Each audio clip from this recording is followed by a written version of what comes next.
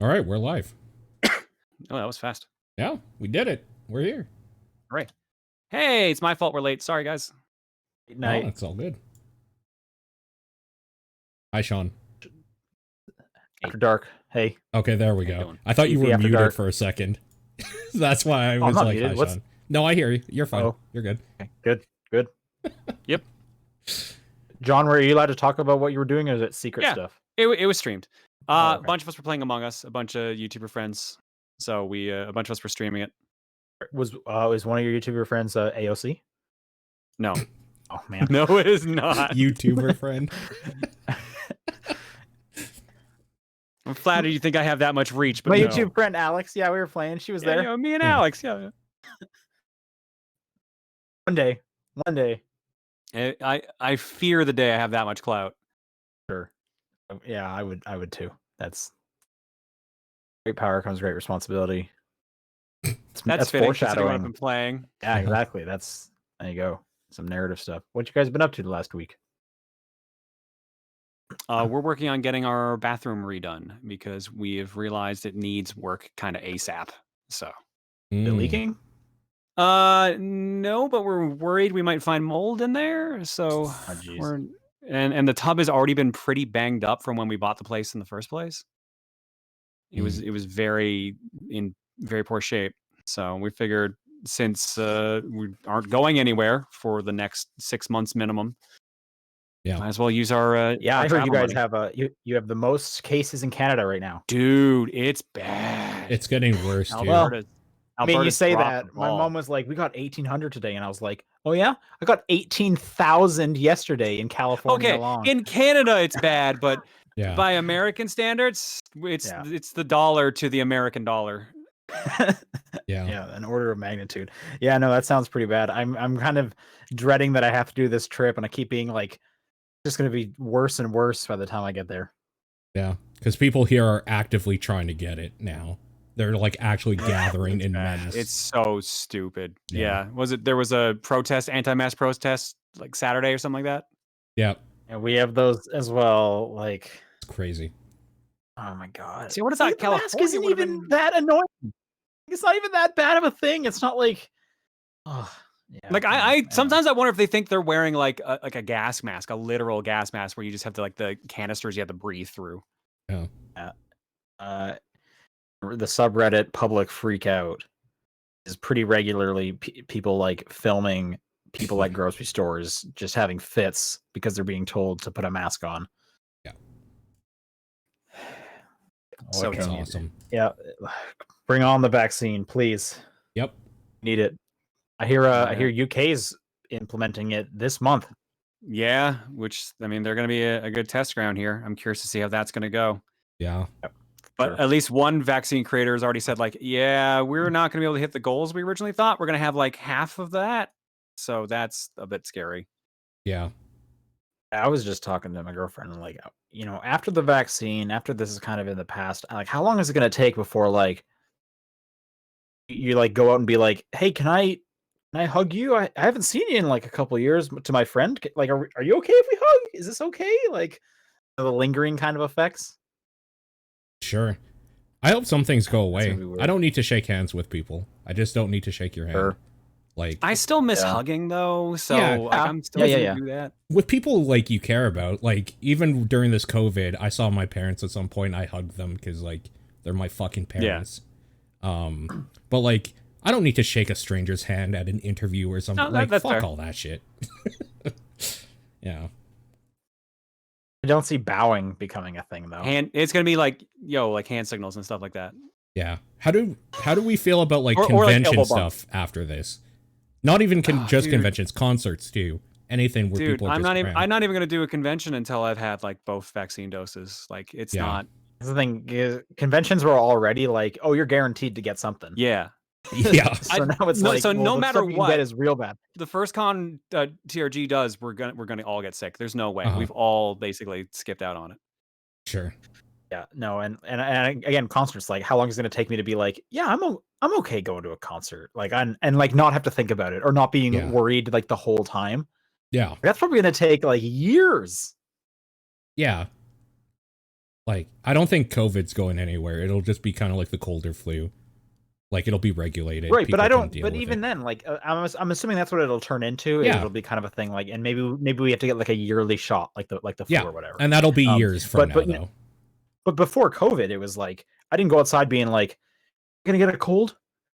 Am I gonna get a cold?" Yeah. And it wasn't in like the back of my head like at all times. Right. Like, how long is it gonna take before it becomes like it is at the level of a cold? You know, When where it's like when we can regulate it and so that it's not dangerous. Like, but I get what Sean's saying. Like, I'm Yeah. super paranoid too. I'm like, is this going to be the time? Like, Yeah. because we're in like the worryable group, so I'm just like, I don't want to Yeah. like get it going to like a game store and like get Reese sick, or like Reese Yeah. go grocery shopping and I get sick, or like one of us goes. It just, if any of us leaves and gets the other one sick, we're both worried about it. And it's just so scary because it's the thing that you can have for a few days before you know.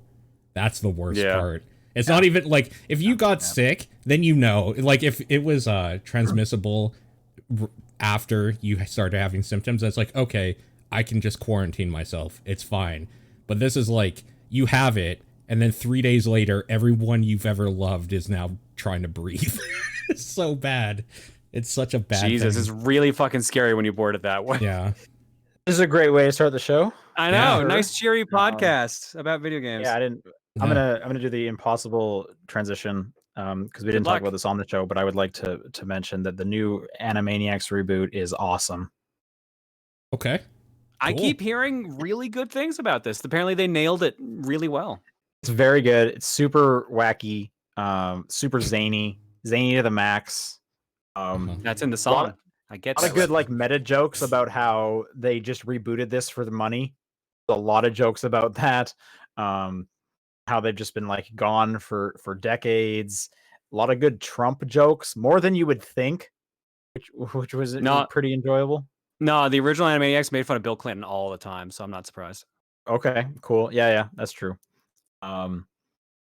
Just I think if you're a fan of Animaniacs, there's a lot to get from that. There's this one episode called Bun Control. It's all about a guy who comes to the Warner Brothers lot to sell everyone bunnies. He's like, no, you need to buy more bunnies to protect yourself from the people who have more bunnies than you. Right. Oh, it's so good. It's so good. So everyone's buying up buns, and there's a buns buyback program at the end of the episode. Oh, it's so good. Very funny. Very fourth wall. If you have Hulu, definitely check it out. What is it on in Canada? I heard someone say that it's actually on Netflix here, or is it on something else? Oh, I don't know. See, I would almost be surprised to hear that because there's straight up like references to Hulu. But Hulu doesn't exist up here, so exactly. So like, how would that even work, right? Maybe it's one of those things we just don't get. Yeah. Someone straight up says the anime episode. There is a part where it just goes anime for a section, and it's awesome. Like it's straight up, they're just going Super Saiyan out of nowhere. It's a good show. Like I would recommend it if you're looking for a pretty funny laugh. The Animaniacs reboot on Hulu is real good. Cool.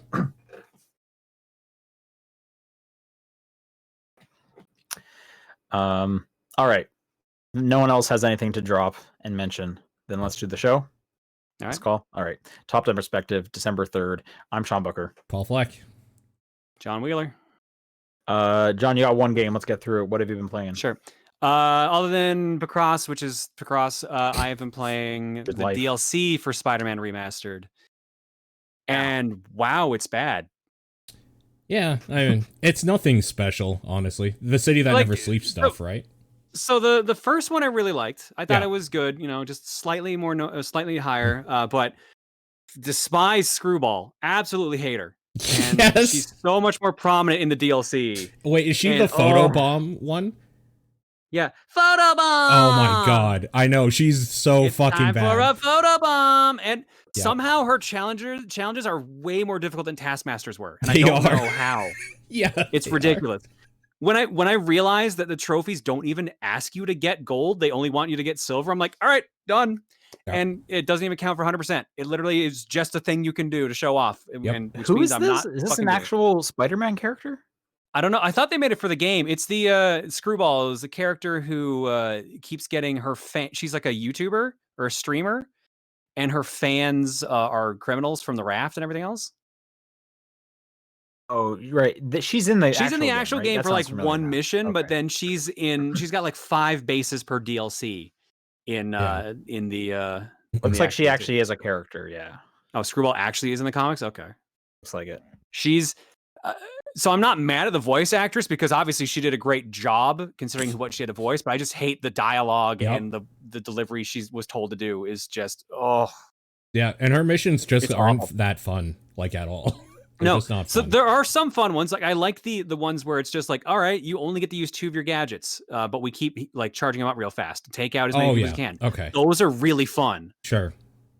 And they got me to use like the utilities I didn't normally use. Like I didn't use the concussive blast that often. And there was one where it was like use the web bomb and the concussive blast, and it was really really to push them into like the ground and walls and stuff and trap them. And that was super fun. Yeah, that's true. That was a good one. But then it's just like somehow like the missions are more stricter than Taskmasters, which like Taskmasters like chasing the drones already sucked a lot. Yeah, they were. I didn't like them at all. But yeah, no, like the DLC ups the scale and difficulty, but also like it just kind of feels like bullshit by the third one. Like I like the first one because I like Black Cat. I liked all the stuff they had there. Second one focused on Yuri and Hammerhead, which was all right. I like the ending because that what made me want to do the third one right away. Yeah, yep. And then the third one just starts kind of like bullshit hard. That Silver Sable. Yeah. Oh, that. Yeah. Yeah. The fight with Silver Sable was just not fun. Yeah. True. And then just like all the enemies are running around like these giant mech suits. So like almost every enemy you fight now is a big enemy, or they have the machine guns, the miniguns, or like they have jetpacks and shields. Like it's just like it's annoying. And then like the base missions are also getting impossible. It's like, here, get a 95 hit combo while these guys can just grab you out of the air immediately with no like sign. It's bad, dude. Yeah. I hate it. Yeah. I'm just not having fun, but I wanted the DLC. No, not yet. I'm like halfway through the third DLC. Is the plan immediately to go into Miles? You know what? I was going to be, but based on how I'm feeling after this, I think I'm burnt a bit. I might wait a bit for Miles. I might wait a bit for Miles because this DLC has not been what I expected. Okay. The kind of nice thing about so Miles is set at like Christmas, so you could kind of time it around that, which would be kind of fun. Yeah. Yeah.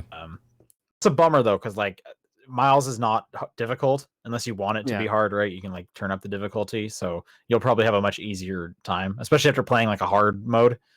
Dude, like by the time I actually get the Miles, like I'm gonna be so good at combat and web swinging because this is forcing me to be extremely like uncomfortably good at the combat and web swinging right now. And he plays just like Spider-Man, except now he can like super punch people. Yeah. Timeline wise, how much later is this than the DLC? Like, because the main game takes place at Halloween, and then the DLC takes place, I think, weeks later, if even. Yeah, it's pretty close because Miles is like pretty new. Is Miles 15 or 16 in his game? It has to be the same. I think it's the same year because isn't it the first Christmas without his dad around, and his dad, like. If that's the case, then Is it? I don't know. Okay. Yeah, maybe I would. Yeah, like it's got to be like within a year. Like he's super new and like he doesn't even have his own suit yet. You get that after like 20 minutes or so. I like the fact that in the DLC, I'll give the DLC this. I like the fact that they're talking about how Peter trains him. Like they'll have phone call discussions like, hey, I did this. Like, is this right? Like, no, you got to try this. Yeah. Here, what if I change this on my web shooter? Like, yeah, that'd be cool. Like, I like that they're doing that. Oh, okay. And that's the thing that's keeping me want to keep doing the DLC. Yeah. But man, like it's just it's the enemy groupings are just not fun anymore. It's gotten that little teeter that's just a little too far. Yep. I think Miles will fix everything for you because it's heavy on the story. It is not difficult. So it's kind of like long everything you want. It's not that long. Miles says exactly what I want, but man, I'm regretting now doing the slog to get through. At least, like I said, the first two DLCs were fine. Second one was starting to grate on me because I hate Screwball. Yeah. But I got 100% on it anyways. And just this third one now, it's just like, I don't even want to touch the Screwball missions. There's only 5 and I don't want to touch them. I was ready to be done at the third one as well. The third one is the weakest for sure. I like the Black Cat one. I thought it was okay. Yeah, no, because Black Cat's one of my favorite Spider-Man characters. So I was like, all right, Yeah. I'll definitely do it for that. And then And I'm she's like, good. okay, the next one's about Yuri. I really like her, and then Yep. I wanted to see where the story went now. And I need closure at this point. Is really the only reason I'm still doing the DLC. Yeah. Yeah, the third one's bad. I agree with you. So at least you're not alone in that one. No, thank God for that. Yeah. Other than that, that's all I've been playing, really. All right, Paul, go ahead. Rainbow Six Siege had their new update. I can't remember what it's called, but they have a new defender on it called Aruni, a TIE operator who puts up a weird laser barricade, kind of like a castle wall, but it's lasers. Damages enemies that try to go through it. Enemies can disable it for 30 seconds by throwing basically anything through it, like grenades, drones, anything, and then like disable it that way to get through. It's neat. She's a neat operator. Also, she has a prosthetic arm that she can punch shotgun-sized holes into walls to like make kill holes and stuff, which is cool. What? Yeah, That sounds neat. awesome. Yeah, she's a neat character for sure. One of her guns is like SMG, which I'm not a fan of, but her other gun is like a DMR, which I am a fan of. So she has one gun I like and one gun I don't like. She's a cool operator. I really like her though. Kind of weird ideas they're getting into now, because I think they've kind of run the gambit of things that you can do in siege-like situation without going like completely crazy. So I'm excited to see what they do next. But yeah, she's cool. I played Tetris Effect Connected with 2 other people. We did a You play Connected? Connected, yeah, the 3-player thing. It was really weird at first because we didn't understand what was going on, but after one game we're like, okay, this makes sense, where you're clearing lines to kind of build up your meter thing, then the bass drops, as it were, the song does the drop or whatever, and everything goes together, and you just start taking almost like a turn-based thing where one player has the thing to the option to put a piece down, then the other player, then the next, and it just kind of cycles through all of you, and you can kind of like put your piece where you plan to put it to kind of like signal to others. All the boards combine into one giant one. Yeah. And then every line you make so cool kind of moves to the bottom to like, because all you're trying to do is make giant lines, and those giant lines attack an AI that's attacking you the whole time. And yeah, it's basically cool. You go into zone mode like you do in Tetris Effect, but but you're combining 3 Tetris boards into one giant one, and you can go onto your partners like areas and stuff. Yeah. I don't know how many people can play that thing though, because at the very beginning where you can choose what thing you're on, like which field, you can have 2 people on the same single player field. So theoretically you might be able to have 6 people play that, and that sounds weird to me. So I don't know. I have no idea what you're talking about. At the beginning there's like the 3 there's the 3 Tetris fields, and then you put your username on whichever one you want to control. You can share. You can have multiple people on one? Yeah, you can put 2 people on one. Oh. So, God, that sounds like a nightmare. But though. I mean, we didn't. We should have tried it just for like the science, so I could report. Like, did it actually work, or was it the game like, no, you can't do this?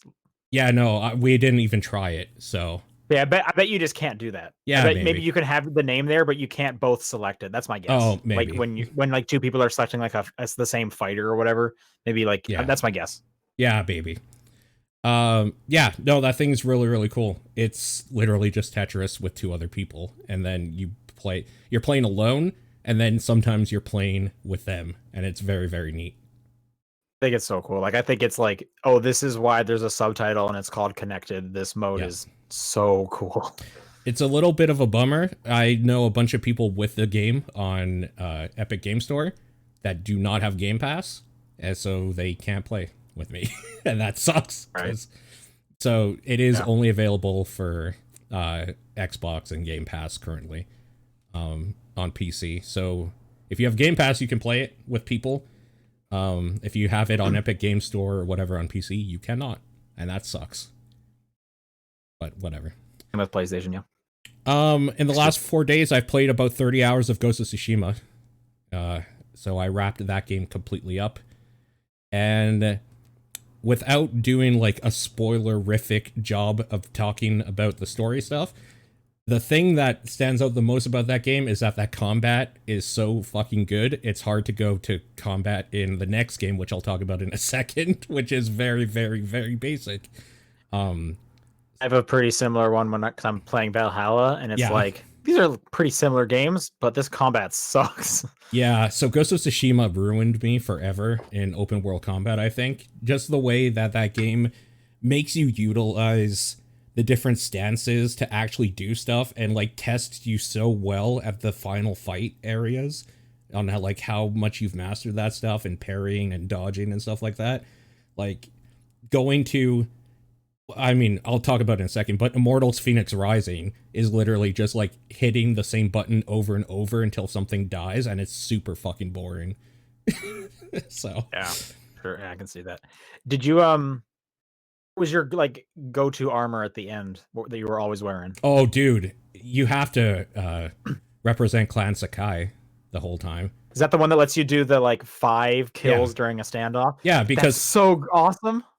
Honestly, all the armor you get, except the Mongol armor you get at the end, is kind of meh, whatever. It like makes you more stealthy if you want to avoid crowds, I guess. But the Ghost armor is so fucking cool. The Sakai armor is good. The Gosaku armor is good if you're having trouble. It gives you more health and you take less damage. All that armor is so good at the end. It's so crazy. And then it just looks cooler and cooler as you upgrade them. Yeah, again, I never wore a helmet, even though the Sakai one's cool because you got like antlers. The antlers, yeah, which is very cool. But again, it covers up too much of Jin's face, and I wanted to see that facial capture and stuff, so I just went headband the whole time. No, it takes off the face stuff during the cutscenes if you're wearing it. Not all of them, because I was wearing a hat at some of them, and there were still times where it would like cover his eyes. Like I remember I got like the straw hat once, and I was like, oh, I'm gonna wear this, but it was covering his eyes during some cutscenes, and like just during like side quests and stuff. And it was like, oh, this is still not okay for me. I don't like this. Did you I'm trying to think of other stuff. Did you get the weird like basket? You can just put a basket on your head. It's like literally just a wicker basket, like a garbage can almost. I think so. It's randomly maybe in like not. a graveyard. I feel like I would remember it more. Yeah. Okay, maybe I didn't. Maybe I just had a hat that kind of looked like a basket, because a lot of those hats do look a little bit like a basket. I feel like I would have remembered if it was like just a straight up basket. That's funny. Yeah, it's funny, but like I was just thinking about how you were saying like I want to see the facial capture. You don't see anything with that thing on. It's literally just like a trash can on his head. It's really good. Yeah. That's good. The story stuff is definitely the thing to talk about in that game, though. It's very rare that I actually care about characters in an open world game besides the main character, and I kind of had feelings about every character in this game. What about that moment when the Act 3 title card comes up? I don't remember. If you don't remember that thing, I'll talk to you about it afterwards. Okay. That part was like, oh shit. I will say Act 3 felt like maybe 10 hours when like the rest of the game felt like 40. Like Act 3 felt very short. It's like a third of the length. It's extremely short, yeah. Which is good because by that time I was like, okay, this feels like it's ramping up. I'd hope there's not a whole lot of side stuff to do. There isn't. Everything kind of wraps up in that act. I like how all the different like main characters have their own tales and like you're kind of building up who they are and what they're doing. I felt like some of their stories fell a little flat, but that might just be because everything in this game is kind of like, well, yeah, like this isn't a magical game. Like that person lost in the end or won and that's it. We move on with our life. It's like, oh, well, okay, that person got away, I guess, or that person did this, and it feels like there should have been more of a grandiose ending for some of them, and there wasn't. There was one specifically, but I can't remember which one it was now, where it ended. I was like, oh wait, that was the end? Oh, okay. Well, there we go. I can't remember who though now. Some of the endings we'll say are just on a lot of the side quests. I was gonna say in some of the side quests, I do feel like they kind of fall flat because it's like yo, there's demons in this forest, and you're like, oh shit, demons, and you're like going through the forest, and it's Yeah. like, man, they're really demons. Oh no, it's bandits again. It's always bandits, Yeah. which is kind of a bummer. But on the flip side of that, they then amp that up in like the co-op when it's like, no, Yeah. there's like fucking ghosts and shit, man. So hey, if you want to do some co-op, I'm still Yeah. looking for a co-op, buddy. Yeah, no, there's actually story stuff. There's a 2-player co-op story. I've only played that first mission because I was like, I want to play with randos, and now you're done. Let's do it. Yeah. I did take a look at that stuff, so you talked about it, so I'm not going to retread it, but basically it's a 4-player co-op mode where you can play 4 different classes, the samurai, thief, like assassin type, I guess. Hunter and Ronin is the other. Ronin is one. Which is a support class with healing abilities and shit. And like summon dogs. And summon dogs. Summon ghost dogs. Like what? Yeah.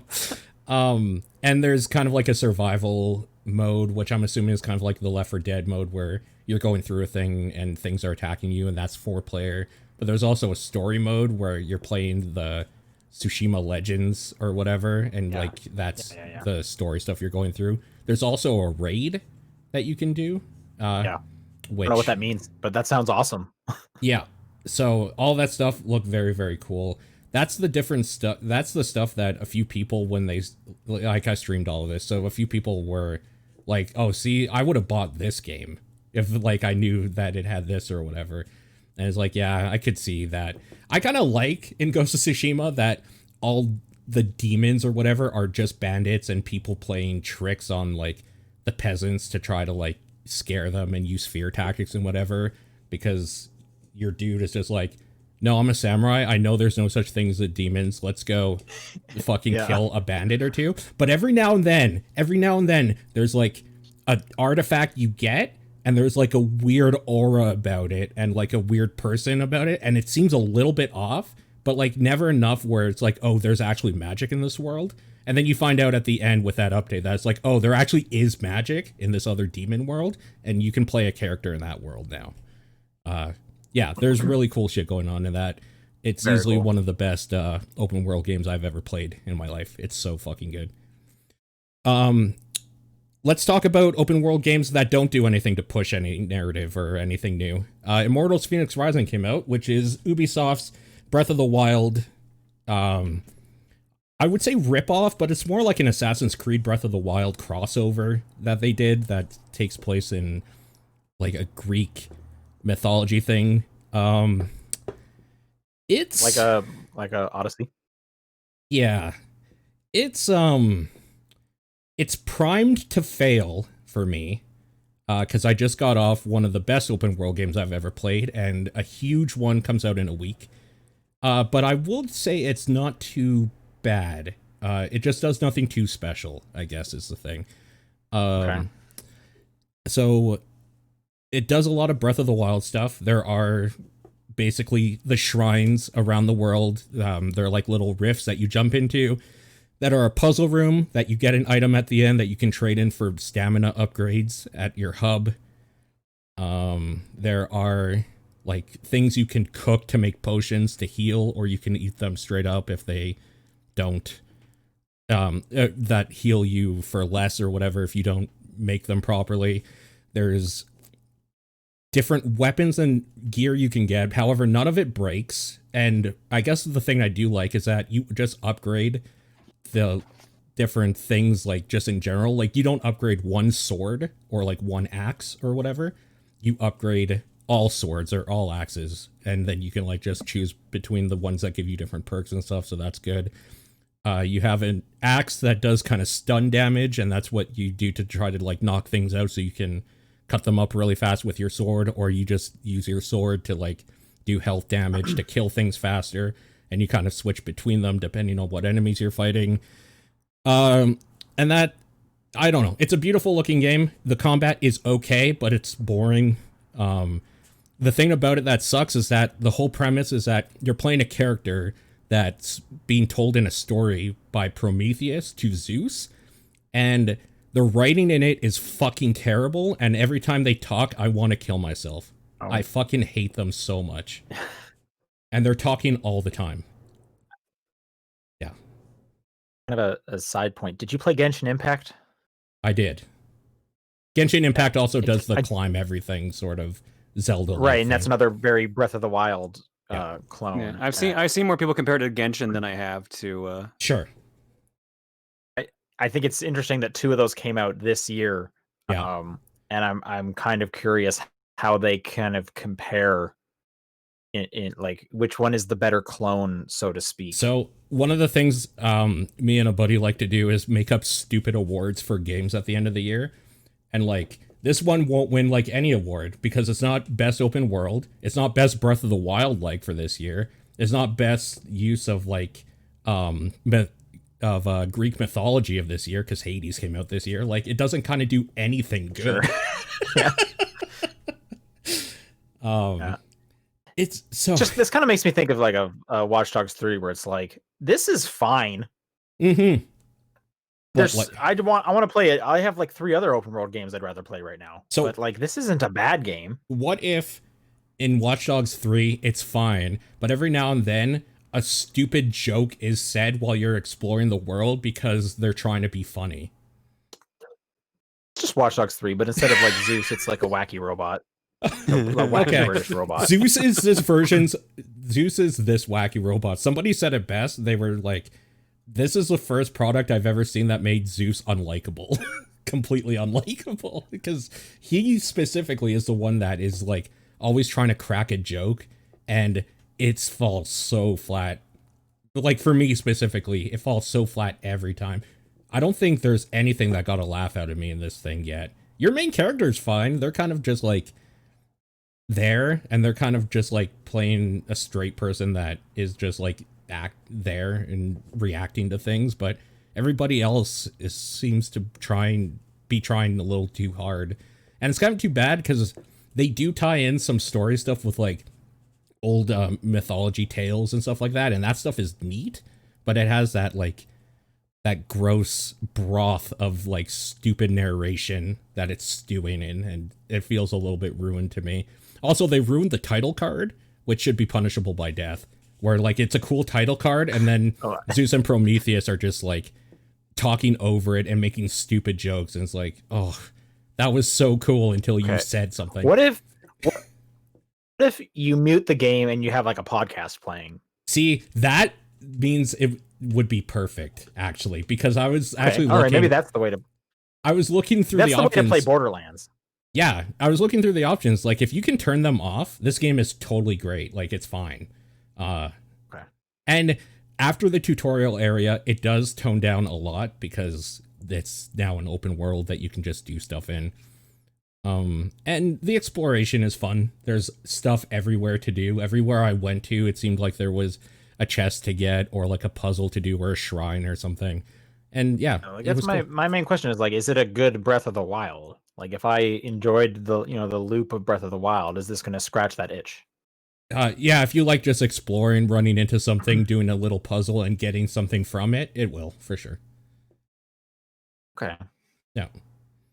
The combat is very, very, very, very, very, very basic. Very basic.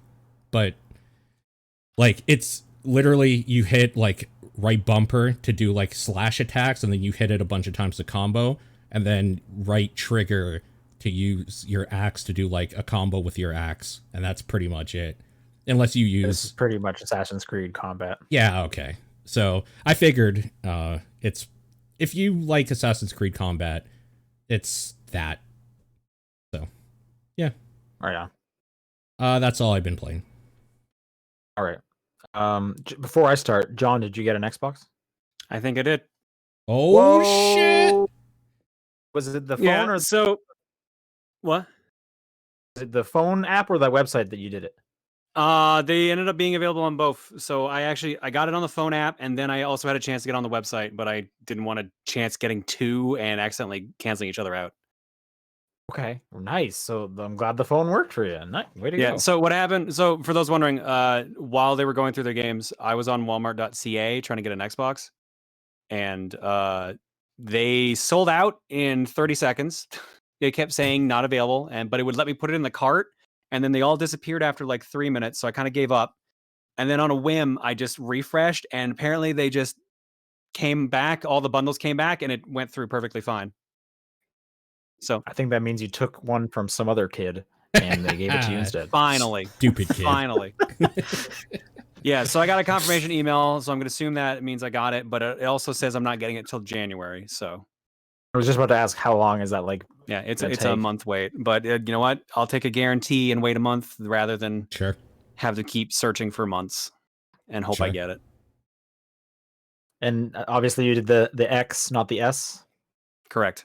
Yeah. Oh, cool. Now you can have an appropriately sized game console. Hooray, and not years not going the forward. disgustingly huge PlayStation 5. PlayStation 5, yep. All right. I started Avengers this week. Okay. The movies specifically. Okay. I'm kidding. The game. Yeah, I just watched all the movies over again. I just felt like it. Yep.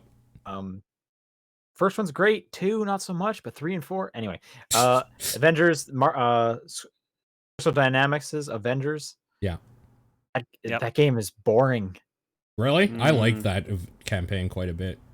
Oh, it's so boring. I'm playing the campaign, going through the single player, and the whole time I'm like, hey, the shining light of this game is the story. So I'm like, okay, cool. I really want to see the story. I like the Avengers. I like these characters. Give me the story. I just like the gameplay of it is so boring. Like, I just stand in an area and fight dudes. You don't like standing fight in a an bunch area? of robots, run to the next area, a bunch of more robots, just keep hitting the X button. Oh, you got a health? I don't know. Hold right trigger, then hit X. Your health's back, I guess. Break a bunch of robots. And like, I don't think any of it like feels very good. Like the whole game just kind of feels like it's a little loose. Like there's some platforming sections and it's like, wait, why didn't it like connect me to the wall? I thought there was wall jumps. Oh, there is wall jumps. It just, okay, I guess I was holding left a bit too much. I don't know. Don't worry about it. We're on and there's robots now. I'm gonna hit X a bunch. Yeah. Forget about that last part. It's so weird. Like I feel like it's just like trying so much, but it's just kind of like a wonky game. It's boring. I don't know. I'm gonna keep going. It looks nice. I'll say that. It definitely looks good. Sure. I have a lot more to play. I finally got to unlocked the war table. Did the first mission from there. So I want to say I'm about 4 hours in or so. I think now you can start playing 2-player stuff. Oh, wow. Multiplayer, yeah. So I messaged my buddy and I was like, hey, I'll wait for you. Catch up to this point and we'll play. Even then, the first mission I went on where it's like an open area, it seems so odd because it's like this place is mostly empty. It's like the snow area that you start in. Yeah, it's like here's some hovering platforms. There's a chest up there. Yeah. Okay. What? It's weird. That's all the stuff that was in the demo. So yeah. So it's like this is so weird. It's like, but it's like we're Destiny. We need this stuff. And it's like I guess. Yeah. Okay. It's like, well, if you go over here, there's an extra hard enemy. Yeah, I guess there is a bigger robot over here. I guess I'll go over there. Like Hulk is not great to play. He just seems cumbersome. Like it's just like okay, so I'm not crazy in thinking that he was my least favorite out of them all. Yeah. Okay. It's just like all the issues of kind of just feeling off are just kind of amplified. Much like the Hulk is an amplified version of Bruce Banner. In which it's like, this guy's big and I'm gonna hit X and I can't even really see what I'm hitting, but like it's working. I don't know, I guess. So there's also weird things of like the robots will be like in that first open mission when I'm playing as Miss Marvel, they're like the robots are shouting like, we gotta stop that Avenger, and I'm like, she's not an Avenger yet. What are you guys talking about? Like, but she's with the Avengers. So. She's with an Avenger. Yes. Yeah. I just thought it was proxy. Like, I know she becomes an Avenger, so I was wondering if should you guys have recorded like a couple extra lines for the early part of the game? I don't know. Maybe I'm nitpicking at this point. That's and I'm fine. That's fine. I think Miss Marvel's more fun to play just because she's not huge. Yep. She was definitely one of the most fun characters playing the demo. Totally. I liked Iron Man too, but that's a required taste. I don't have enough time with the other ones. I just had that 8-day opening section, so I need to try. It will be a while before you get anyone else. I liked Captain America. He seemed pretty fun when I played him for all of 15 seconds. Give it a few more. But I mean, he's not in the rest of the game, right? He's dead. So clearly, yeah, that never. I will say, you still have a long time before you see him, though. So if you liked him, you should get used to somebody else for about another 8 hours. Yeah, it's. So how long is the campaign? Because I picked it up because it's already half off. Like Black Friday sales, that thing was at least half off. Yeah, I got it for half off, and I saw it for even cheaper if I wanted a disc copy. I'd just say it's like 12 What hours. system did you get it for? On Xbox. Okay, I ended up getting it for PlayStation. Avengers is 11 hours. Yeah, that sounds about right. Then I guess there's all the end game looping stuff because it is a Destiny-like. Yeah. Wow, 11 hours, but the completionist is 63. That's crazy. Well, again, it's it's trying to be an MMO like Destiny is, right? Like they're going to want you to play it over and over again. I would love for this game to be like, hey, every 6 months to a year, much like Destiny, here's a new like mini campaign to play through. We made a whole new comic villain that popped up. That sounds great. Yeah. But the one problem is I just don't really like playing these characters. Yeah. Did Spider-Man even come out yet? No other characters have come out yet. Kate Bishop is about to come out, and that's the only one that's what they said this from year. October. They delayed everything. They said Kate Bishop was going to hit December. Everything else got delayed to next year. Even the PS5 and the Series X optimized versions are delayed to next year. Otherwise, like I would have waited for that, but it's a little too far off. I wanted to play this game, so sure. I don't know. I'm sure the co-op will help a bunch because then I don't really have to. I won't mind just mashing X over and over again. It does, yeah. Yeah, I just think the combat is boring. Yeah, it's not great, especially at the beginning. Honestly, none of them feel really that great, unfortunately, until you level them up and you unlock because they have like a main tree and then they have like another skill tree at like level 30 or some dumb shit, and that's when they really start feeling like a different hero than each other, and that sucks. Like that sucks how much work you have to go through to that's a lot. Yeah, it sucks how far you have to go before the Hulk feels like the Hulk, where everything can shoot him and he's a tank and he just heals by killing shit. That doesn't like come through until he's level 50, and that takes forever. And that sucks, man. Well, you don't want it too easy, but anyway. No, I wanted it too easy. If I'm the Hulk, I should be getting powered up by taking damage. Like, I don't want to die that as easy as he dies from the beginning. But that's the hard thing with this style of game is he has to be on the same level as everyone else, right? That's why they probably just shouldn't have him. Like, maybe. That's kind of because it's literally all the movie characters except for Miss Marvel, so they're gonna add a whole bunch more in that aren't in the movies and whatnot. I feel like that's kind of the whole underlying not thing. with how poorly the game apparently did. Yeah, it really didn't meet expectations. I've seen worse games get turned around after their first year, so I would not. I mean, that's fair, but we're also talking about Square, which also usually doesn't like to give things a second chance. This is a weird game for Crystal Dynamics, who are known for like really good single player narratives. Yeah, like I'm just like, wish they would have had done that instead. Yeah, just like made it like those like first two Tomb Raider games from the reboot are awesome. They're so good. Yeah, it feels like them having to put multiplayer stuff in here kind of ruined something that could have been really good. I think it's just a weird thing. Like they're trying to. It's such a big undertaking. Like, hey, we're gonna make a new MMO. Like but you guys don't do that. Like that's not what your studio does. Like, yeah. Anyway, I started up a new game today. Another co-op one that came to Game Pass called Phogs. Okay. Phogs I will describe as, think of cat dog. Yeah. But both ends are dog.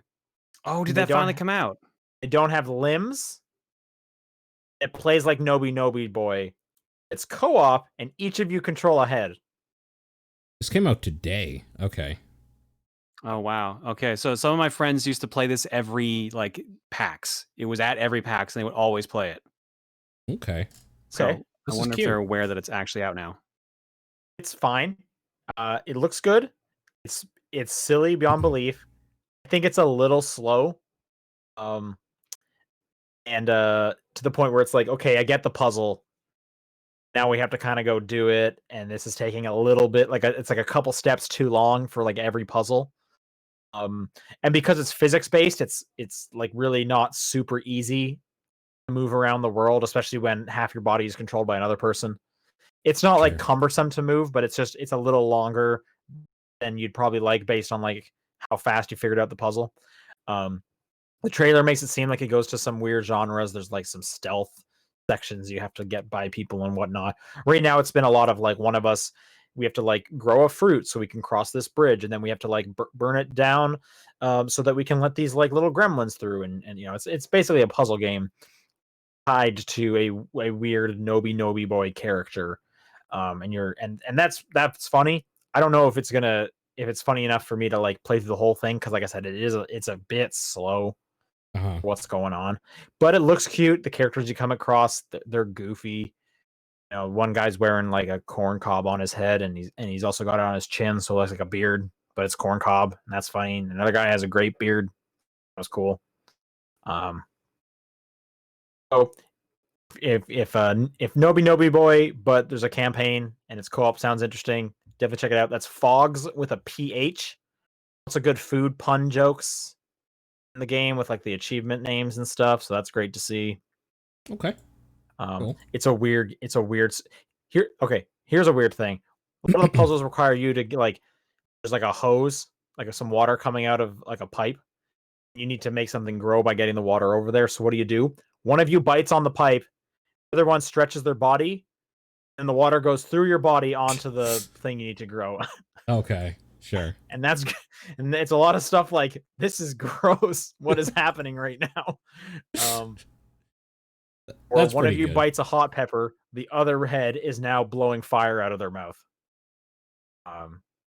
Which, you know, if you watched Cat Dog, you know, in the theme song, Cat's licking his arm because he's a cat, and then Dog like burps out a hairball. So I mean, I understand how the body mechanics work of Fog. Yeah. Nobody's And saying I guess you don't. the last thing I'll leave you with is my girlfriend saw this and she said they should be called hot dogs. And I don't think she's wrong. I don't think she's wrong either, actually. Yeah. Yep.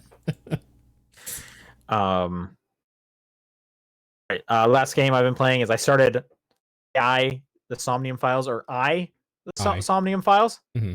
I'm only like an hour and a half in. It's like my go to bed. I have 30 minutes before I'm gonna fall asleep, so I'm gonna read a book. Yeah, it's a video game. It is definitely one of those. So this is from the creator of 999 and Virtue's Last Reward, those games. So guess what? There's a flowchart in this one. You're going to be jumping around to different times in the spot to see different things.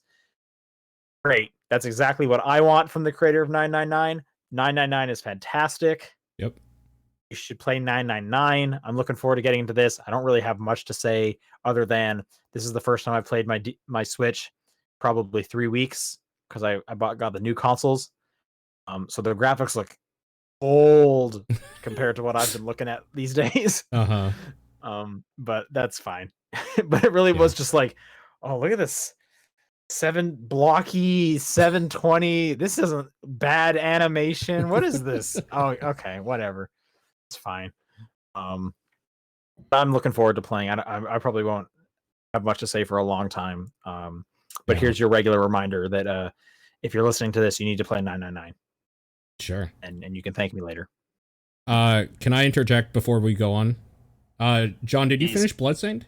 How was it? How did you find it? Yeah, sorry, I finished it on stream yesterday. Oh, yesterday. Okay. How did you find it? Yeah. It was good. I liked it. It has some quirks. I would probably give it like an 8 out of 10. Yeah. Okay. Yeah, it definitely, you can tell it's an indie game versus the usual AAA Konami stuff they used to make, because there's a lot of weird glitches and bugs. Yeah. There are some very weird locations for items you need for progress. There is the bosses all hit really hard. It's really weird how much damage you just take. Yeah. Yep. True. But I enjoyed it. That is very much like an Igavania. So if you Yeah. like the Castlevania games, it's a pretty prime example of it, and I would put it pretty high on the list, honestly. How long did it take you to find out how to do the water stuff? Because it took me forever.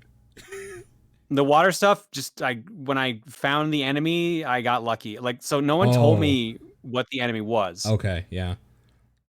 I had to be told how to do it because I looked everywhere else in that game. So what happened for me was, so I played this after it's been patched a bunch because apparently they upped the spawn rate of that specific item. Oh, okay.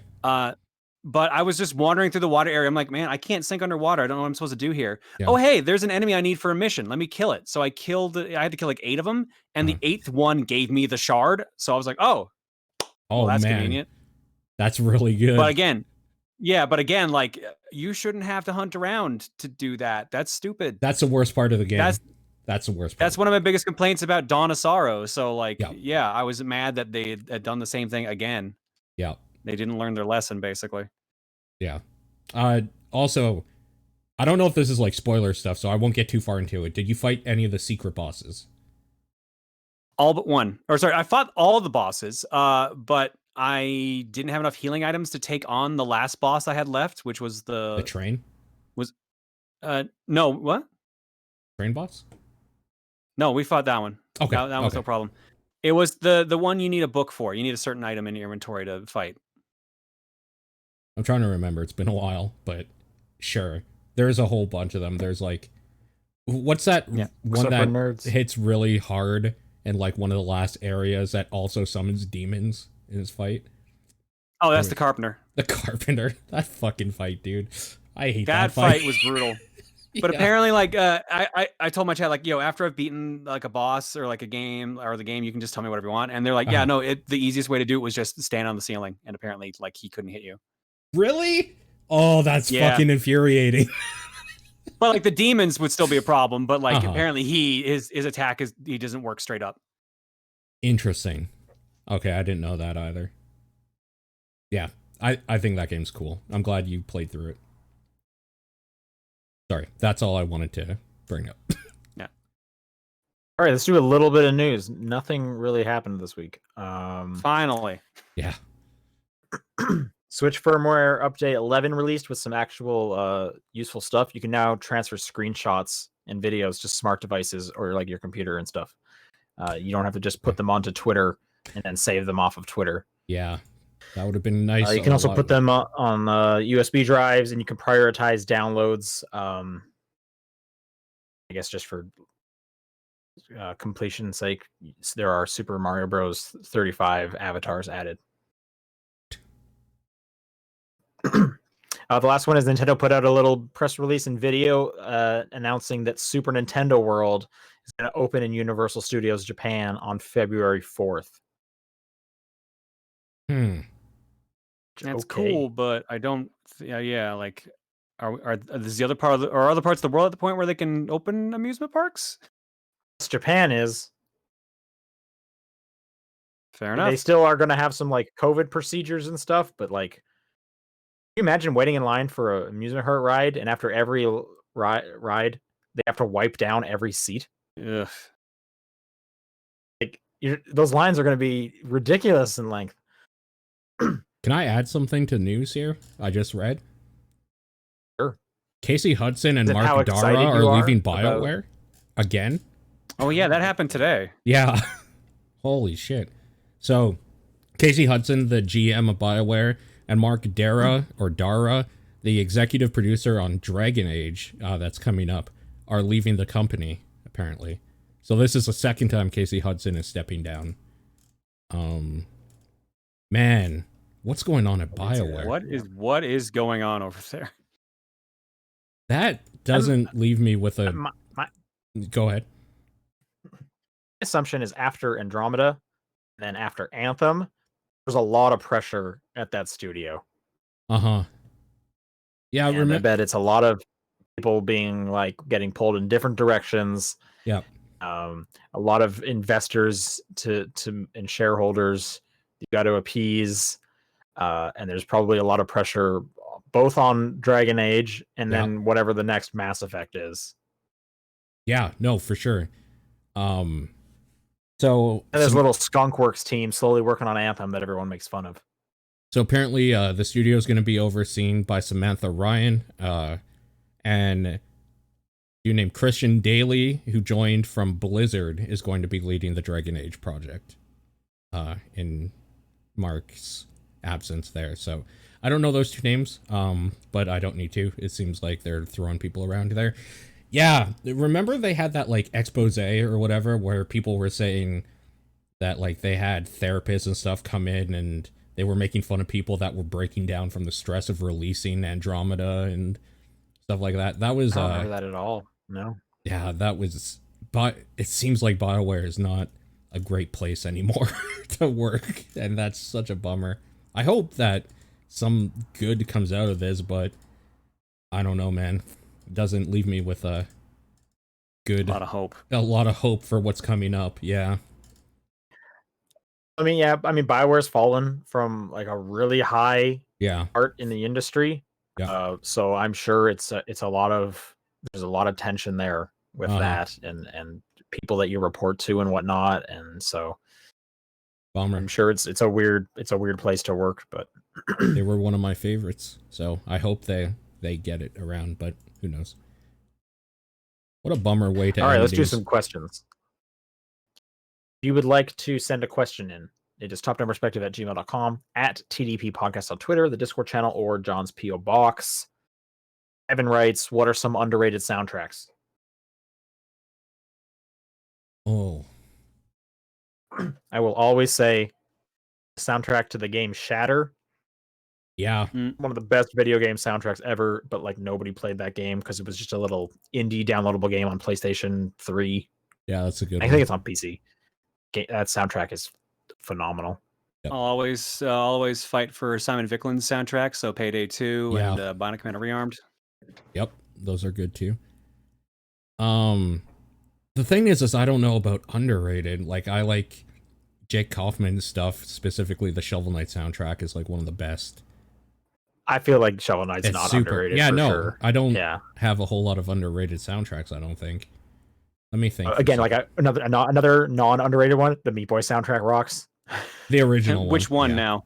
I was about to say, did you guys ever hear the new one? Because I did. It's terrible. Yeah. That one, is it bad? I heard it's bad, yeah. Yeah. Oh, that's a bummer. Is it actually bad, or is it just bad in comparison? Because that first one is so good. I think it's a bad in comparison kind of situation. It's a bad in comparison, for sure. It's a bummer. I got another underrated one, Sword and Sorcery. Super Brothers Sword and Sorcery. Okay. That has a really cool soundtrack. Again, it was like a mobile game. No one really played that. Yeah. It's a cool soundtrack. See what's on my phone. I think I actually took out a lot of video game music after a while. Yeah, I can't think of games that are like underrated. Scott Pilgrim versus the World, that's not underrated. That's not underrated. Arguably, that's one of the better parts of that whole game that stand through the test of time. Replaying that game was kind of like, oh yeah, this game's slow. Like, it's still fine, but it's slow.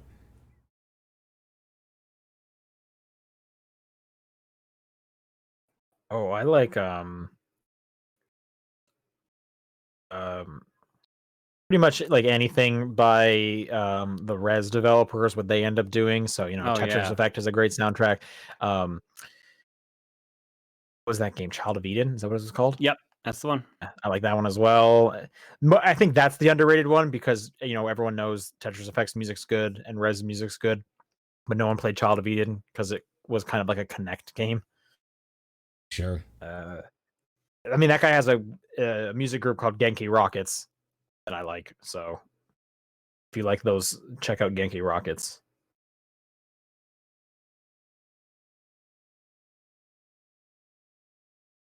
Yeah, I honestly can't think of anything. Next question from Cody. With Flash being removed permanently at the end of this month, can we take a moment to remember some old Flash games? I personally spend so much time on Neopets, and most of those games will be unplayable. P.S. Neopets is still around and gets daily updates. Well, they won't be soon. Yeah. Daily updates. I would think if they're getting daily updates, they would have just transitioned it off of Flash. They might be, because I know Newgrounds already did that. Yeah, Newgrounds is one of my old go-tos for Flash games. A lot of which maybe aren't exactly friendly in 2020 anymore. Oh, I'm sure not. Yeah. Yeah. Trying to think of like. I never played a lot of the games on Newgrounds. I watched a lot of the like just animated shorts that were on there. Also, I'm sure those don't hold up or are friendly in any way. They weren't friendly back then either, to be honest. Yeah. I played Neopets back in the day. You know what? I gotta look up a list of like Flash games because I'm trying to remember some here. I remember like a bunch of South Park ones back when Yeah. that show was brand new. That was on Comedy the Central had a actual bunch of site. weird games for them. Yeah. Yeah. I played those for sure. There was some weird game we used to play a bunch in high school called Snowcraft, which was like you had 3 kids throwing snowballs at like a bunch of kids that were charging at them. So it was like a weird sort of tower defense missile command style game. Okay. You guys know Nanica Crash? That sounds familiar, yeah. No. That the one where you had to It's like like an crash into a anime- bunch of buildings?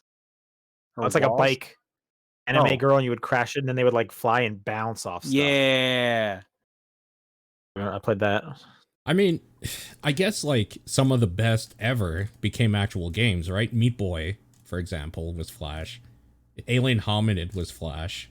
Castle Crashers, yeah. Castle Crash, like Super House of Dead Ninjas originally was Wasn't Spelunky a Flash game? Spelunky, yeah, was Flash back in. What was the name of the game that eventually turned into Trials? Oh fuck. Oh, I think it actually was still kind of called Trials or something like that.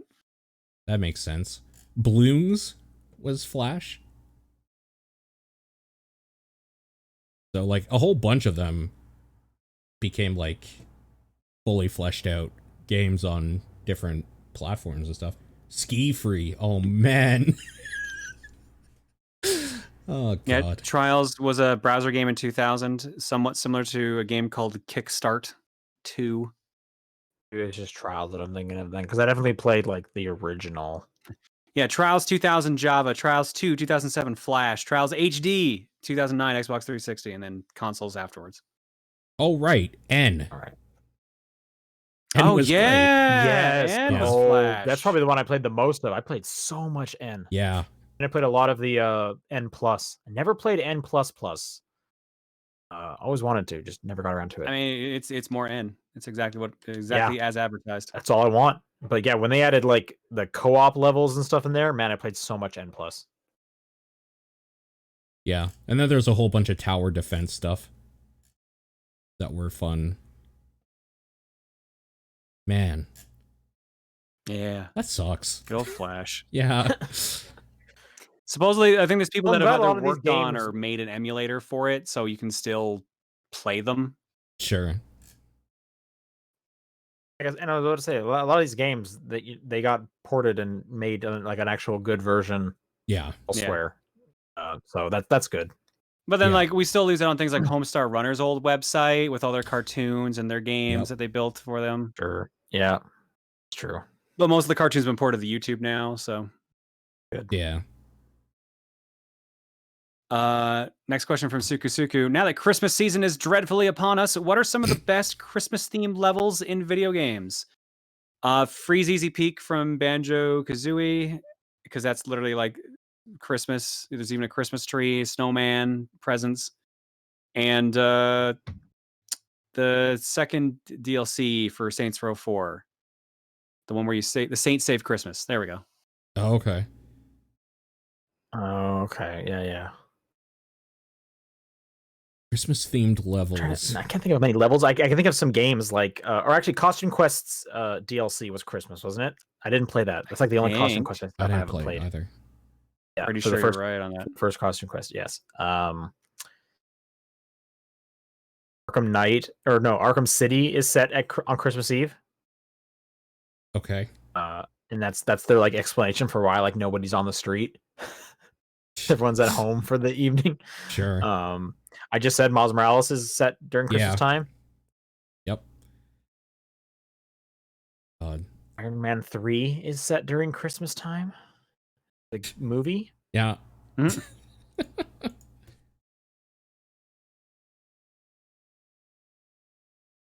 Ghost Trick There's is a Christmas game. It There's- ends on Christmas Eve, I believe. something like that. There's that Flash game, Mary Gear Solid. Yeah, Mary Gear Solid's the Christmas themed Metal Gear game. That's pretty great. Never heard of that. Oh, yeah, you're right. Costume Quest Grubbins on Ice. Yeah. Oh yeah. Did you guys know Home Alone is set at Christmas? We got that in the chat. Thank you. No, there's no way. There is a Home Alone It's game. impossible. There's a couple. Yeah. Yeah, it 2 takes place on Christmas. I didn't remember that at all. Yeah, because it starts with her Christmas shopping. Oh, that's right. Yeah. I forgot about I that. remember her shopping. I would not have remembered it's Christmas shopping. For her. Nikoi Troy writes, what's the longest bin session you've had with a game? Okay. I think I have 2 answers for this, because one of them was like a sleepover thing where we took turns. So like a weekend, we actually just like, while one slept, the other kept playing, but I'm not going to count that one. The longest myself is probably, I don't know, between 16 and 20 hours, probably. Oh my god. I'm probably in that same range. I'm probably around 15. Because Yeah. like I played Spider-Man like a couple weeks ago for 13 hours. So yeah, so I know I've at least done longer than that. For sure. I never do this. I like But I legit can't remember what game I did it with like longer than that Spider-Man one. I should say this isn't a regular thing, though, but No, same. Yeah. I rarely do this. Like the longest I'll probably play a game for is like maybe 3 hours if I'm doing some co-op stuff and I just kind of lose track time with my buddy and we're just like playing Apex games over and over again on a Friday night. Oh, wow. But for the most part, like the longest I'll usually hit on my own is like 2, and that's probably stretching it. I kind of jump around stuff quite a bit. Thinking back though, I remember like one Thanksgiving I played through all of the first Jack and Daxter on that weekend. Sure. So it was probably that. That's probably like a 6 or 7 hour game. I really don't binge games in like a long sessions at all. Sure. Yeah. I think a regular session is usually about 6 hours for me. That's so much. Like I'd say a regular session for me is like an hour to an hour and a half, and then I'm like, all right, I need to like watch something, or I'm gonna get some food, or go work out, or do something. Mm-hmm. VGC Kenny says, if you all became a TDP themed group of Power Rangers, what would your colors be? I mean, we're already wearing 3 different colors, so I think we're set. We got Sean wearing red, so the leader color. I'm wearing blue, so I'm the nerd color, and Paul's wearing black. He's the side character. He's the extra ranger. He's like, the extra ranger that shows up. Paul is wearing black, so he has to change immediately because that's appropriation. No, I was gonna say like you're like the silver ranger who's just like, yeah, we found you halfway through the season, and you're just way better than everyone. It's kind of true. Whoa, well that part's not true, but yes. The other thing is, isn't the like logo like 3 different colors? The logo colors, purple, orange, and is it white? Yeah, that's what you got right now. Logo looks like there's another 3 colors we could go with. White Ranger's like the best one though, right? Isn't it? Yeah, usually. And I don't like think it's like usually like white, silver, or like gray, or like some color like that. Some like outside color, I don't think there's usually a purple or an orange ranger. I'll be a purple. Being one of the other. There's usually yellow and pink. There have been some purple rangers, I believe, though. But traditionally, they keep them within like the five primary colors they usually use, which are like red, blue. Yes, the yellow, 5 primary colors. Not actual primary, jackass. I mean, they just keep using the same ones over and over. Which is like, red, blue, yellow, pink, green, and black. And like green gets thrown in a lot too. So there's really 6 they pick now. Green turns into white though, right? In Mighty Morphin, yeah. Yeah, in the original, okay. But in some of them, like green's just a regular ranger.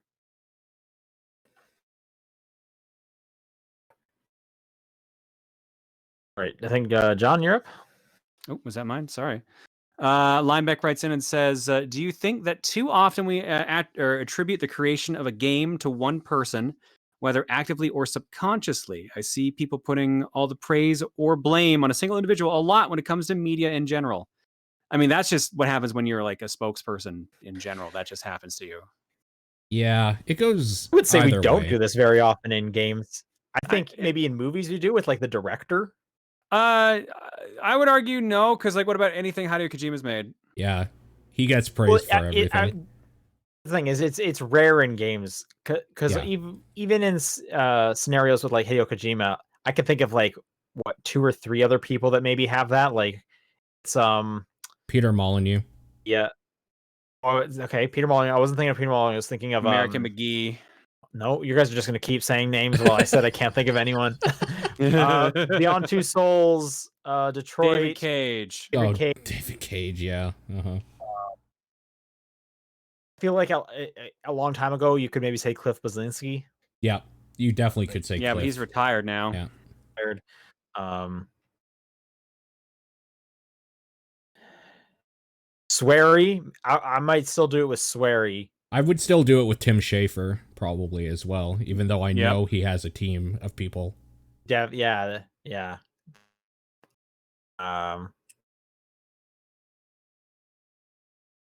Would like Peter Molyneux, I wouldn't do nowadays, or even American McGee. Like I don't think about American McGee like ever. Yeah, anymore. Yeah, but he's still working on stuff. Yeah. I mean, and there is kind of a point where if they're the creative director, a lot of the choices are their fault or their praise because they're the ones that kind of say the final thing or whatever. Like, Hideo Kojima doesn't put his name on something where he doesn't obviously have all control on it. Like, every idea in there would probably be at least workshopped through him first, and then, like, he would tell his underlings to do something. So, maybe they should, in general, for some games. But, like, most games, I think people realize now is a team effort, and I've hear more people saying, oh, BioWare really fucked up Anthem, like, instead of, you know, like, Casey Hudson fucked up Anthem, or whoever was working on it. Right. I think it's just kind of how much they're out there talking. I think Hideo Kojima is just kind of like the number one character for this. So if I feel like if we kind of ignore him because he's like an odd scenario. Well, it might be a Japanese thing in general because, like they're saying, Sakurai, Miyamoto, like these are all names that like people probably do associate a certain game with, right? Suda, Wary. It might just be a Japanese thing with how they do games, and they have kind of like a head that is almost taking responsibility for everything. Kind of interesting. Yeah, which is odd because like we know it's the studios. There's so many people touching these games. For sure. And on the whole other side of it, you definitely do get your Phil Fishes, who it's like, yeah, it was him, and then someone did some music. Right, or like Edmund McMillan or something. Like, yeah. That's a different thing because it literally is that one person that created the game, so they are to blame for sure. Yeah. Hebrew Lantern writes, definitely saw this in Ask Reddit. Anyway, when you die, someone takes the VR headset off of your head and asks how the virtual life was, what's the first thing you say? You need to patch 2020. I think I would just be screaming. Non-stop screaming. Can you show me the character creator settings again? I have some questions. I'm trying to think what some of the answers from Ask Reddit that were good. One was like, you guys were there multiple saves that I could go back to?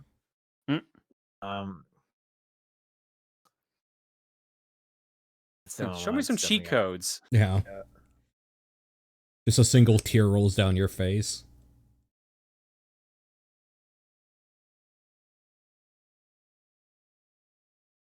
How'd you stop time like that? Can I go again? I guess. Yeah. We back in. That's probably what you would want, right? Is you'd rather be like, I want to live in there. No, Yep. thank you. I guess this is just the Matrix. Do you take the red or the blue pill? Yep, that's exactly what this is.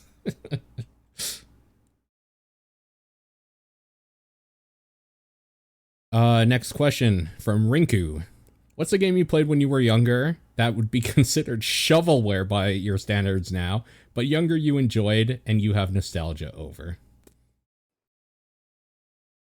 Arrow the Acrobat. The Okay. Flintstones, by anything by Ocean. Yeah, okay. The Flintstones movie, the game. Dennis the Menace, the movie, the game. Uh-huh. Sonic? Anything Sonic? No, Sonic wouldn't be considered shovelware. I would consider it shovelware by my standards now. Yeah. Sonic games are bad. The originals? Oh, that's That's what. Okay, like I'll Yeah, give you okay. some of the No, bad ones, I like see. 06 and stuff like that. But yeah, I see what you're saying. Yeah. Well, I mean, okay. Yeah, I guess I can't say that. At the same time, I just don't really enjoy the originals that much. I just don't think I really like Sonic games. But anyway, I wouldn't. They're not. The originals are not considered shovelware. You're right. Oh, I actually really like those stupid Burger King games. Those are actually shovelware. Those are fine. Those are actual shovelware. Those are way though. better than they have any right to be. Yeah, Like, no, for sure. they're Those are both better than they have any right to be, and they're still shovelware. Yeah. some of the best licensed games out there. Sarcasm says, how does one handle a series like Star Fox at this point, where it can't rely too much on its roots while also having people cry foul when it tries something new? There's two questions here, but I'll just ask the first one first. Mm-hmm. So for those who don't know Star Fox's storyline, they've rebooted it at least twice. Yeah. If not at this point 3 times. Do people cry foul when they try something new? I guess that was Adventure, right? Yeah, it People would be not like technically that. Star Fox Adventures, yeah. And even Star Fox Zero, where they were trying to go back to the original, but then they like ham-fisted in the motion controls. Okay. I just I guess I just don't see a lot of people being like precious about the Star Fox lore. I'm definitely not. I mean, there's no way to be. I get the point of the question. There's no way to be like so gingerly about it when it keeps retconning itself constantly. Yeah. There's just a handful of characters that haven't been like completely erased from lore yet, and that's kind of about it. Yeah. So wait, did Zero reboot everything again? Yes. Okay, yeah, I didn't play Zero. I feel like you got to just like take Star Fox, put him in like a whole different section of space, just a whole new cast of characters. Like, don't touch on anything from the original ones, and just make like a fine Star Fox game. Yeah, you just have to make a good game first, and then just like everything else will fall into place. I think is the thing, right? The game has to be great first, and then everything else can stick around. Yeah, you know what? You're right. But so then, I guess the question comes to like, what do you do with like genre? Do you just make another like Star Fox 64, like it's just flying, or do you do any land stuff? Well, I think honestly, Star Fox Zero kind of did it well in the fact that they gave you different types of ships. Like you had your standard, like I'm going forward constantly, you got to dodge things and shoot things. You had your all range mode, so you had all the stuff 64 had, but it also had the Landmaster, and it also had like this this chopper that you could kind of just like freely move, and you had to like grab items and drop robots to control and stuff like that for hacking. So it was like more like stealth plane missions. Like that was, I think that was a decent trade-off for on the proper on the ground missions. I remember enjoying Assault. Assault was fun. Yeah, I mean that had stuff on the ground and in the ships and stuff like that. I'm trying to think. I didn't play much of it, Paul. You did. Star Wars Squadrons. What if that was Star Fox themed? That work? I mean, for flying, yeah, sure. It's good flying, right? Like, so are you just thinking dogfighting a bunch? With So you just Starfield. mean, like that the part's good. multiplayer. We're Is talking about well, the multiplayer at that point. any of it like is the campaign like you're not a Jedi, are you? No, you Running around doing lightsaber stuff. It's I didn't always do flying. a lot of the campaign stuff. Yeah, it's Okay. flying. I'm just wondering like how much of that you could just be like, well, what if there's like if you take out the lightsabers, what if it was just Star Fox characters? And then like there's like cutscenes of them doing stuff, and then it goes into like a flying thing for the actual gameplay over and over. Maybe that, or yeah, I don't know how much like running through corridors with a blaster you would want. I wish I had more knowledge about how Squadrons handles if that would be a good or not. Like, are you thinking even like maybe a Star Fox VR thing? No, not really. I mean, I that was just could be trying to. I was neat. just trying to think of another kind of space game. Uh, So that might be a good thing for Nintendo to dip into the VR landscape with their one of their properties, though. Yeah, F-Zero and Star Fox would do both very well. Yeah, that could be interesting. Or it could make everybody throw up. Either one. It would be both. It would be both. Second question: are there any other video game series that struggle from this stigma? I think everything Nintendo. Mario. Yeah. Sure. Yeah. Zelda as well. Yeah. Like I think everything Nintendo, because each of those franchises are just kind of cherished so much. Yeah. Unless it's like Kirby, where it's kind of known for doing something different every single time. Sure. Yeah, but even Kirby's getting into a rut lately, where it's just kind of doing the same thing over and over. Sure. Yeah. And because like they did a bunch of like weird stuff, and then they stopped with like Air Ride and like Tilt and Tumble, and they just stopped doing all that stuff, and now it's just the platformers again. Isn't that the reason why people hated Nuts and Bolts as well? Because it was a different thing. Yeah, probably. Yeah, but that also was because we hadn't had a new game in that series in like years. Bolt's a good game. I think it was like a 6-year gap, maybe even longer. Yeah. I think it's one of those things where if you have a gap and then you return to a beloved franchise with something new, that's going to rub people the wrong way, probably a little bit. Yeah, like 7 years, it looks like. Yeah. But I guess not always, because the gap between like Resident Evil stuff to Resident Evil 7 was big-ish, not too bad, and that's a completely different thing.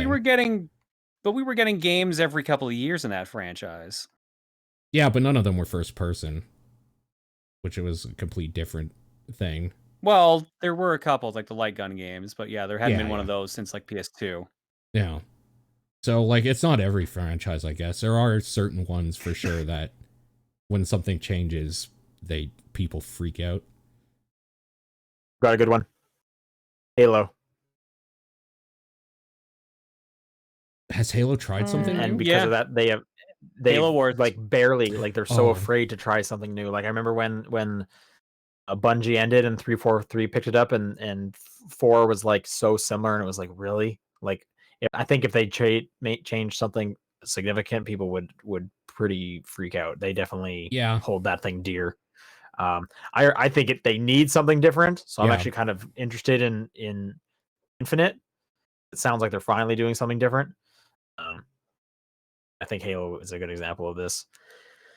I think Mass Effect, it ended up like that, but it was mostly just because Andromeda was just kind of a boring, broken game. I feel like if that game wasn't as broken as it was, people would have been fine with it. But unfortunately, since people do hate it, they kind of are probably learning a lesson of, guess we can't try much new stuff with this. Let's just go back to Shepard. I mean, who knows what the next Mass Effect is, but yeah. Call of Duty had a weird thing where people always wanted something different because it's the quote-unquote same game every year. Then they like added in like sliding really fast and like super jumping and like robot arms and shit like that, and people were like, this is bullshit. Then the next year it was like Call of Duty World War II, which was literally back to what they used to do, and then people loved it again. So like that series is fucking weird because people always say they want something new, but they don't because they fucking hate it when they get something new in that series. So that's a good point. All right, last one from Hayes AC. Think about one of your favorite and least favorite games. Let's do that first. Okay. Paul, what's your favorite and least favorite games? Just one of them. Doesn't have to be the number one. Sure. You know what? Let's go Castlevania. And least favorite.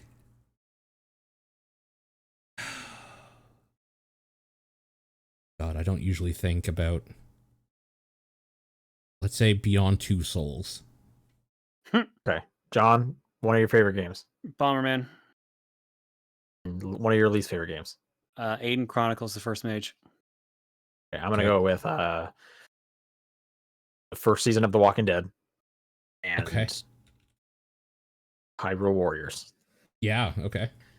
The other hosts are going to name your firstborn child with a name of a character from those two games. Oh, God. Okay. So, John's child is named Aiden something. Because I don't know anything else from Aiden Chronicles of First Mage. I mean, that works. Aiden's a decent name. Aiden, what was the other game? Bomberman. Bomberman. So it's like Aiden. So Aiden Man? Aiden Man? I can't think of a lot of characters from Bomberman. I don't know much of the lore of Bomberman. I thought they were going like, oh yeah, I guess it would be a fusion. That's from the two games, right? Yeah, it says name your firstborn child with a name of a character from those two games. So Aiden Bomber? Yeah, I guess it's a fusion. So Aiden Bomber. Aiden Bomber Wheeler is kind of how their example thing would go. I mean, it's not terrible. That's kind of dope. Yeah. Yeah. Bomber's actually a pretty kick-ass middle name. Yeah, that's not bad. It's fine, but the fact that it's an ER name into another ER name just sounds weird to me. A little awkward, yeah. Yeah, it doesn't roll off the tongue very nice. Okay, so Paul, Beyond Two Souls. So you have Elliot Page. Yeah, but he's not in there as Elliot Page. He's in there as some other character name. Right. Okay. I have William Dafoe. In that. Hold on, let me look up their names. Characters. This is how much we paid attention to that game because like none of us know any of the character names. Castlevania. So yours could be like Dracula Dafoe. We also say Fleaman Willem. Fleaman Fleck. Hold on. Aiden is the name of the ghost thing. Are you serious? So, Aiden. Yeah, isn't that the ghost? Yeah, it's the ghost. Yeah. I mean, a lot of kids named Aiden for some reason. Aiden Alucard Fleck. All right, I'm down with it. All right, so what could be like Clementine? Yeah. Link. No, we got room with Hyrule Warriors. We can go like Tingle. Yeah, Tingle. Yeah. The thing is, Tingle's great though. That's a great character. Well, there you go. We're salvaging this curse for you. All right. Clementine Tingle Booker. There you go. Okay. Gross. These names are all that terrible. That does sound pretty nasty. It's a bad name. If you would like to send in a question for next week, it's topdownperspective@gmail.com, at TDP Podcast on Twitter, the Discord channel, or John's P.O. Box. What is your game of the week? I guess Bloodstained. Oh, dude, Tsushima. Holy shit. And mine is the Somnium Files. All right, check out our Mega Man 11 episode of TDP Plus that we recorded last week. That is live now. So yeah, please go check that out. Also, if you didn't see on Twitter or on the Discord, we have put out our end of the year Game of the Year survey, community Game of the Year survey. We do this every year, so come vote. Tell us what your favorite and least favorite games of the year are, and we'll tally them all up at the end for our special Game of the Year podcast. And if you're a Patreon subscriber, there's an extra poll for you to take part in over on the Patreon as well. People are asking if we can post it in the chat. We can probably do that. So stay tuned. Otherwise, we will see you guys. I have one other thing. Next week, we are going to not be here at our normal time because the Game Awards are happening and we have some busy work. We're just busy also. So we're here next week on Friday.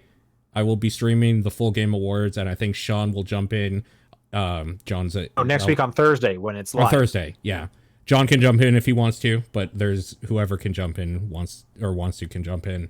But Game Awards next week. The TDP show will be Friday instead. Let's come listen to us talk over the Game Awards and react and have fun watching the Jeff Keighley thing. I hear Gal Gadot is going to be there. That plays Captain Marvel. They're presenting an award. Oh, okay. It's just like, wait, what? What is her name? Gal Gadot made a video game. Did you not know? That would be hilarious. Captain Marvel, Brie Larson, you mean? Brie Larson, yeah. Gal Gadot made Fez 2. Finally. Fez 2. Yeah. Yeah, so heads up, we won't be here at the same time next week. Friday. We'll be here Friday. People are asking, is it going to be streamed on this channel or Paul's? Probably mine, but I don't know. I didn't really think about it. I don't think about it until like the day of, really. Yeah. Check Twitter and basically check Twitter. Check Twitter. Yeah. All right. Anyways, see you guys later. Bye. Bye, everybody.